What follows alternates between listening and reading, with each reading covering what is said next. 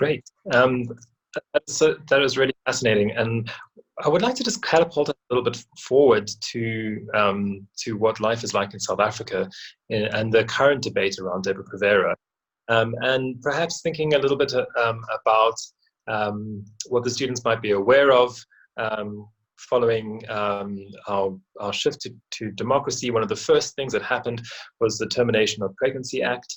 Is that what it was called? The termination of, yeah, that's correct. But we know that the history of contraception, like much of the recent history of South Africa, is very tumultuous. And I was wondering if you could paint for us a picture of some of the ethical issues that emerged that are specific to the South African landscape. Yes, this is such a fascinating history. I can't imagine that the students won't be on the edge of their seats with this.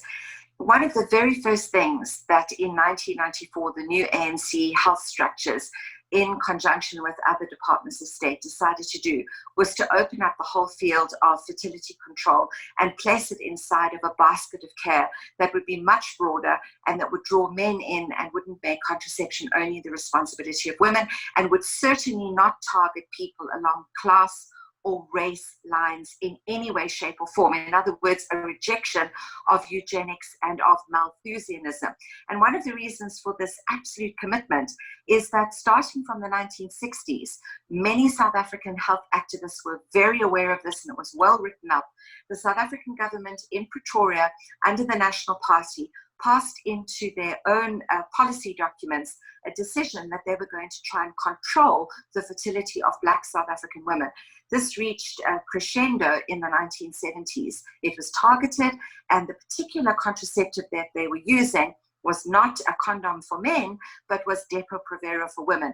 They could control its mobilization in clinics. They could control the dosage. They could keep very, very strict records of who was taking it. They never pushed that contraceptive for women, South African women who were originated or their ancestors came from India. They did not push that contraceptive for white women. Quite the contrary, they dissuaded them from using it, but they targeted it particularly at Black women and women who were of mixed background. And by the 1980s, activists across the country knew this. People like Stephen Bantu Biko, Mamphela Ramphele, and many others took this issue up. It was a big issue for the trade union movement and for the Black consciousness movement. So by the time you get to the early 1990s, there's a big body of evidence showing that there's been targeted forms of hormonal contraceptive, being specific and engineered targeting from the top down. So the first health minister of South Africa after 1994, who we still have as a prominent figure in our cabinet, Dr. Nkosazana Dlamini-Zuma, she agreed to go to the Beijing conference on human population, which meets every 5 years. The previous one to that had been in Cairo.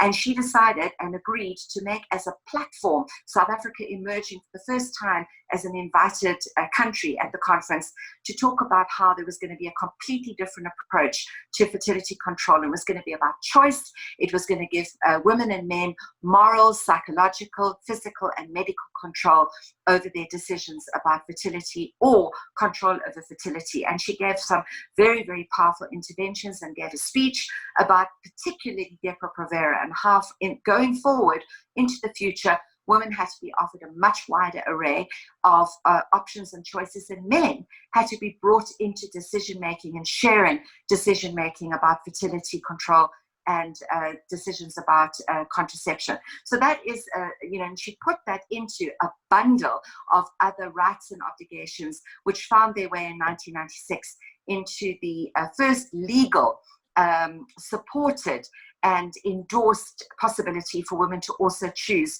to have an abortion, an elected abortion. And that required an enormous amount of hearings and civil action. The moral issues, of course, did not die down. Many South Africans belong to religious groups or philosophical approaches that do not accept abortion. Many other South Africans do. And there are many health practitioners on either side of the debate, which is why there's a conscience clause in that law. And the students themselves will be able to see how that law has been carried out. But one of the things that our students will also need to think about and see is what kind of basket of care do men and women in this country have around fertility choices? Have we lived up to those commitments of the early 1990s? Do we offer a wide range of alternatives, and are men stepping up to take responsibility? I would like to also draw something else to the attention of the students, Stephen. We've talked very much about South Africa, and obviously we must. It's urgent, and these are health systems issues that we have to address. But what about countries that have some analogies to ourselves, such as Brazil, but particularly Russia, Egypt to some degree, Nigeria, but particularly China and India? Those two democracies are the largest entities of their sort on earth. They each have more than 1 billion people in them. And what they do and how they approach medical systems and ideas about fertility and ideas about human life are enormously influential, and are becoming even more so as the power, for example, of Britain or the United States fades. Well, India and China both embarked also in their post-colonial phases after World War II on massive social engineering projects to control fertility. There were eugenic elements in both, but from very different religious and cultural outlooks and perspectives. China decided on a one-child policy, which they implemented in an absolutely authoritarian, top-down and ruthless fashion, with enormous consequences for women, particularly women, if they had more than one pregnancy. Financial consequences, career consequences, control over where they could live, and in many cases, forced abortions and then enforced sterilizations of women.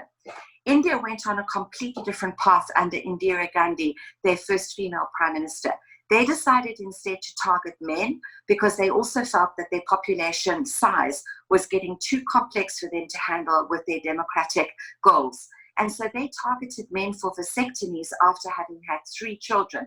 And they incentivized this, which has never happened on earth for women, by offering them in those days what would have been a very luxury item, which was a mass-produced but excellent radio, a fully fledged radio that could pick up shortwave and medium wave and ordinary FM.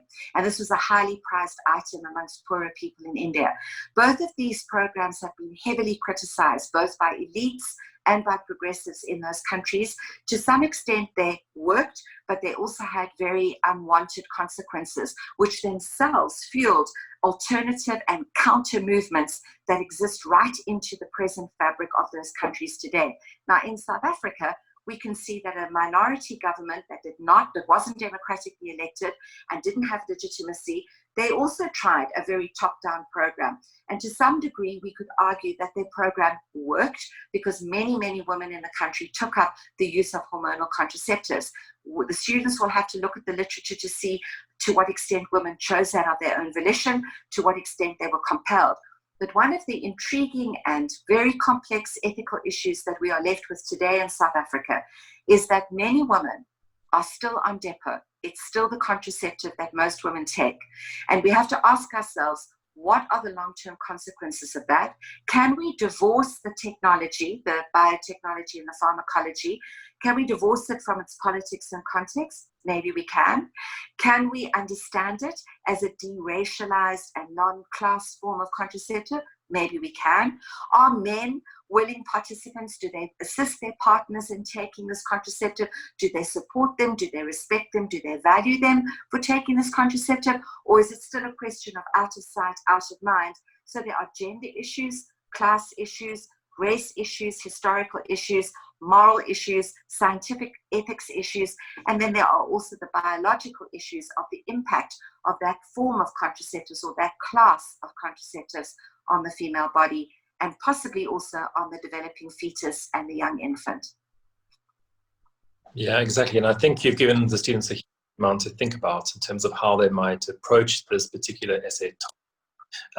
Particularly focusing on the stem of our argument, whether or not it's the widespread use of the hormonal contraceptive that is most commonly used continues to perpetuate injustice or not.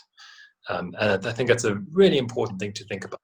Thank you very much for sharing your insight. Thank you, Stephen.